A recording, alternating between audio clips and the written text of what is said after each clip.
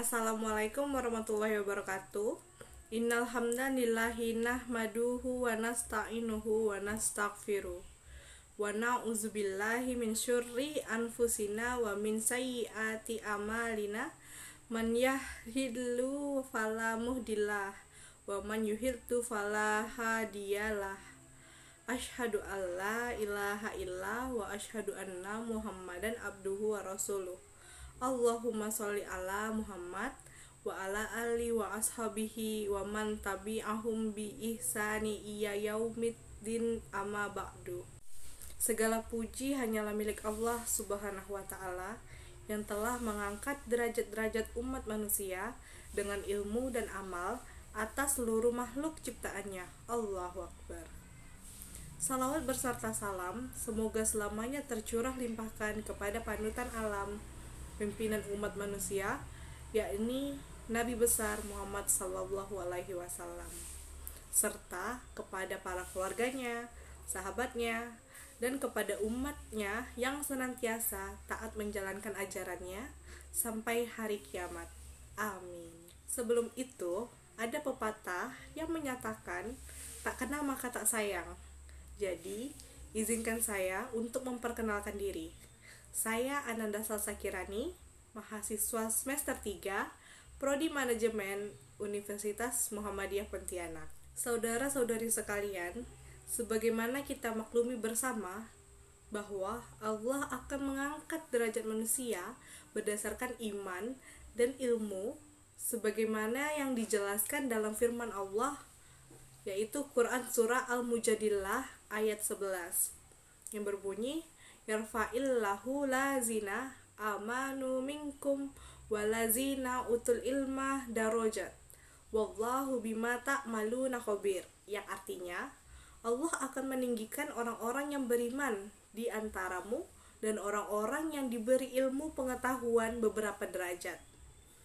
Ilmu adalah cahaya kehidupan yang diberikan Allah kepada manusia, di mana dengan ilmu seseorang dapat memperoleh petunjuk untuk mengarungi kehidupan yang penuh dengan beragam persoalan dan permasalahan, sebagaimana pepatah mengatakan, dengan iman ilmu akan terarah, dengan ilmu hidup akan menjadi mudah, dan dengan seni hidup akan menjadi indah.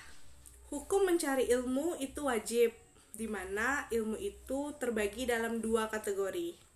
Yang pertama, hukumnya menjadi fardu ain untuk mempelajari ilmu-ilmu agama seperti akidah, fikih, akhlak, dan juga Al-Quran. Ilmu-ilmu ini bersifat praktis, yang artinya setiap muslim wajib memahami dan mempraktikannya dalam pengabdiannya kepada Allah.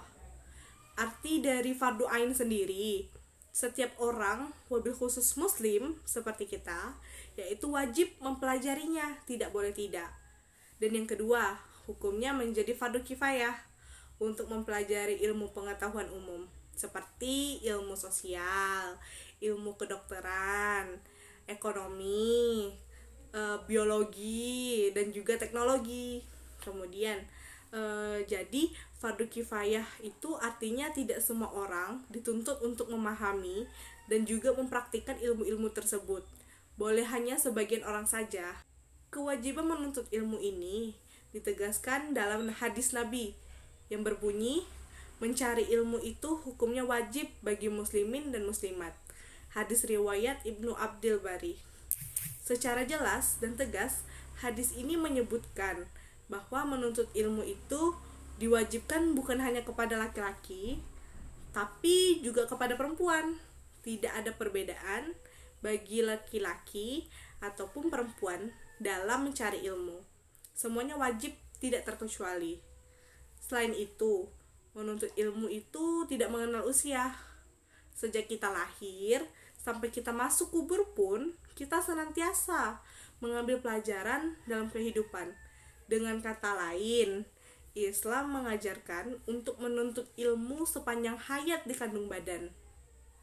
Ilmu itu sangat penting karena ia sebagai perantara atau sarana untuk bertakwa. Dengan takwa, inilah manusia menerima kedudukan yang terhormat di sisi Allah Subhanahu wa taala serta keuntungan yang abadi.